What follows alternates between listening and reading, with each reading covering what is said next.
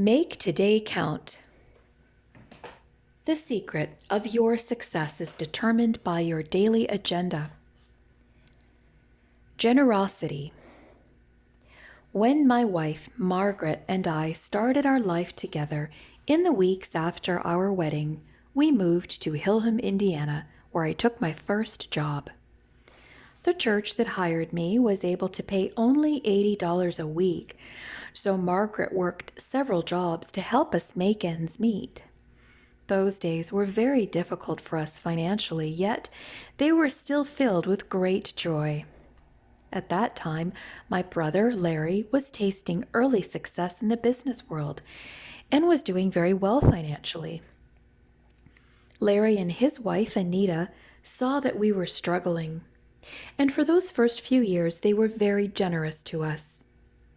The only vacations we had were ones they invited us on and paid for. All my good clothes were the result of their generosity. Larry paid my expenses as I worked on a business degree. We will always be grateful to them. As I look back on those days, 3 thoughts are clear to me. First, Margaret and I were never jealous of Larry and Anita's financial success. We were thrilled for them, and not once did we covet what they had. Secondly, we could see that their generous spirit was a tremendous source of joy for them and a blessing for us. Thirdly, I began to realize the incredible value of having a generous lifestyle toward others. That's when I made another of my life decisions. I will live to give. Margaret and I recognized that greatness is not defined by what a person receives, but by what that person gives. True generosity isn't a function of income. It begins with the heart. It's about serving others and looking for ways to add value to them. That's the way to achieve significance in your life.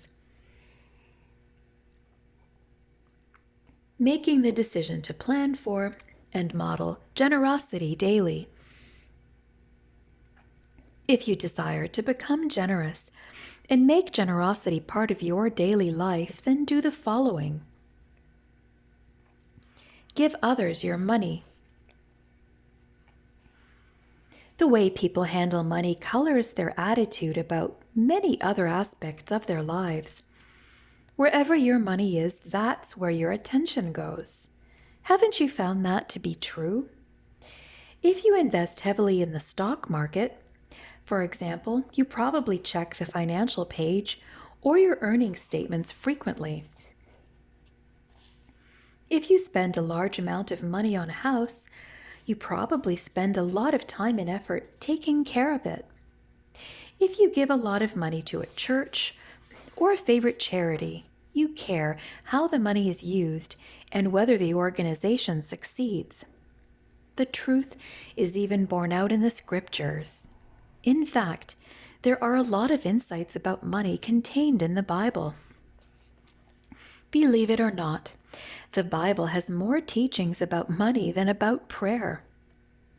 One of the most telling observations is this one. Where your treasure is, there your heart will be also. If you give money to people, either directly or through a worthy charity, you will care about people more. And that will help to foster a more generous spirit in you. You have to prime the pump, so to speak, and then the giving will flow.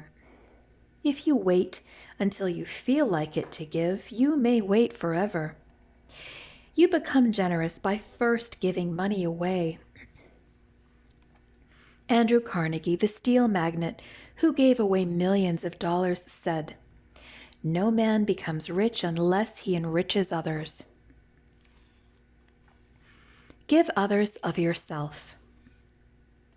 What do people often value more than your money? The answer is your time and attention. Think about it. What takes greater effort, writing a check or giving your time?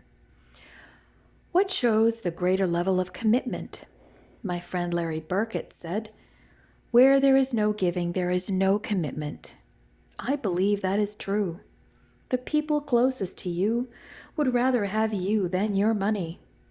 Nothing can take the place of a spouse's affection. A child desires to have a parent's undivided attention more than anything else.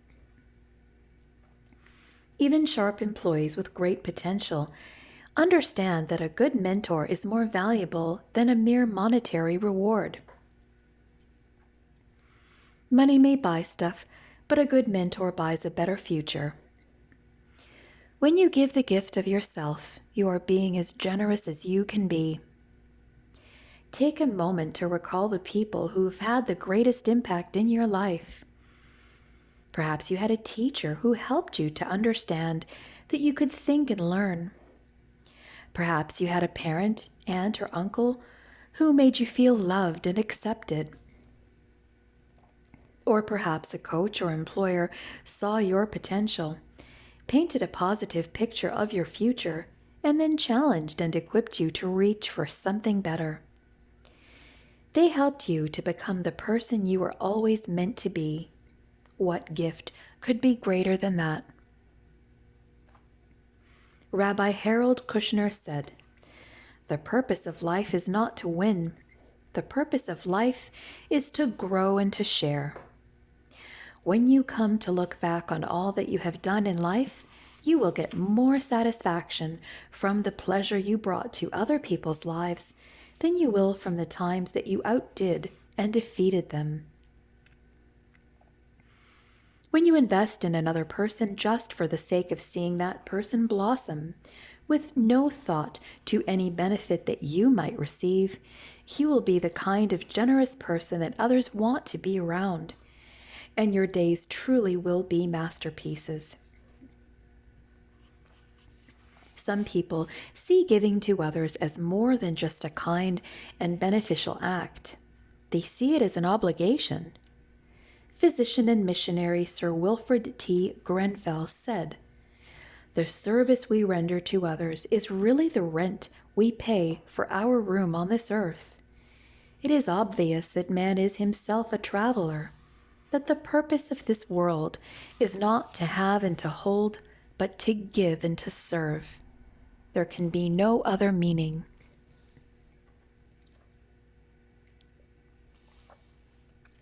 Managing the discipline of generosity. It is very easy to live only for yourself. In fact, that may be every person's natural bent. I know it's mine. But we can take another path, to be generous.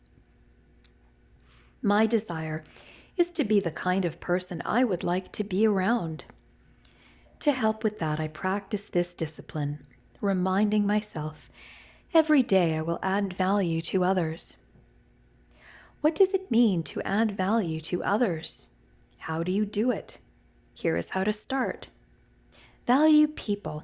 This means treating everyone with respect. Know what people value. This means listening and seeking to understand others. Make myself more valuable. This means growing in order to give, because I cannot give what I do not possess. Do things that God values. Since He unconditionally loves people, so must I. When you value people, you open the door to generosity, and it becomes much easier to plan for and model generosity daily. If you've adopted that mindset, you're ready to be generous to others.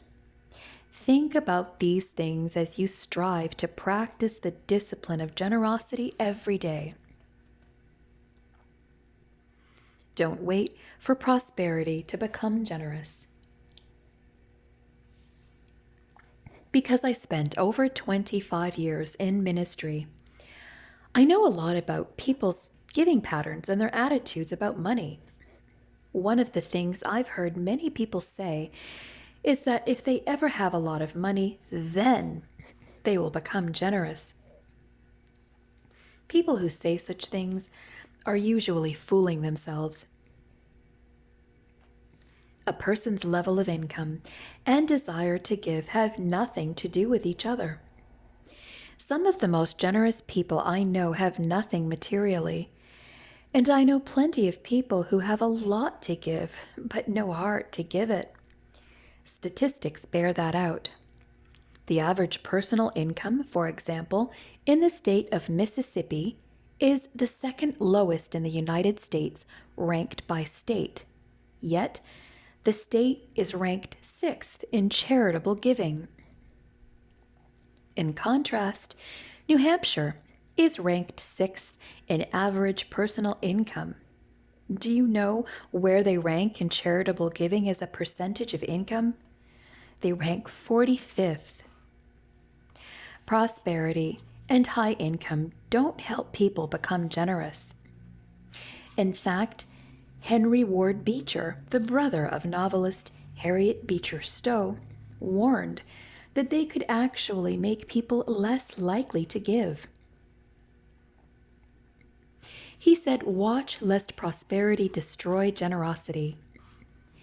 People in the United States live in the most prosperous country in the world during the most prosperous time in its history, yet they still don't give much. Today, 2.5% of our income goes to charitable giving. That's lower than it was during the Great Depression, where it was 2.9%. And 80% of Americans who earn at least $1 million a year leave nothing to charity in their wills.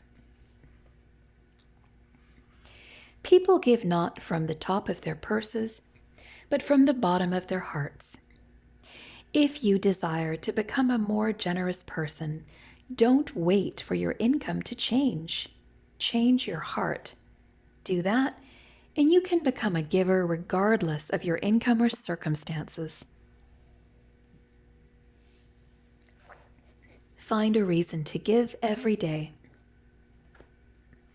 It may be easy for people to find reasons not to give, but it's just as easy to find good reasons to give. You just need to look for them. Go out of your way to find reasons to give. Look for a compelling cause. Find an urgent need. Look for a group that is making an impact. Seek out leaders you know and believe in. Give to organizations you respect and trust. They're all around you. You just need to make it a priority. Find people to receive every day. D.L. Moody, founder of the Moody Bible Institute, said, "Do all the good you can to all the people you can, in all the ways you can, as long as you can." When it comes right down to it, the recipients of your generosity are never causes, institutions, or organizations. Ultimately, the recipients are individual people.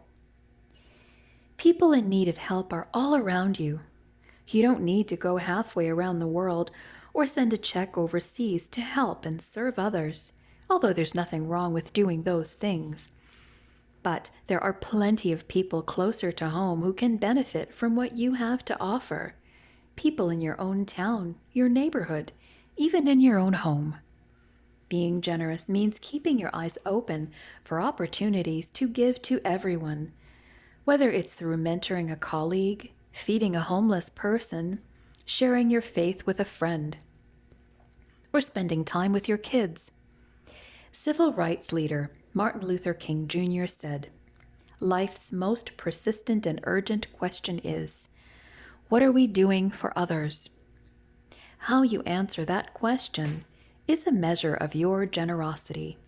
And the more generous you are, the greater your opportunity to do something significant for others. Your generosity decision today. Where do you stand when it comes to generosity today? Ask yourself these 3 questions. 1. Have I already made the decision to plan for and model generosity every day? 2.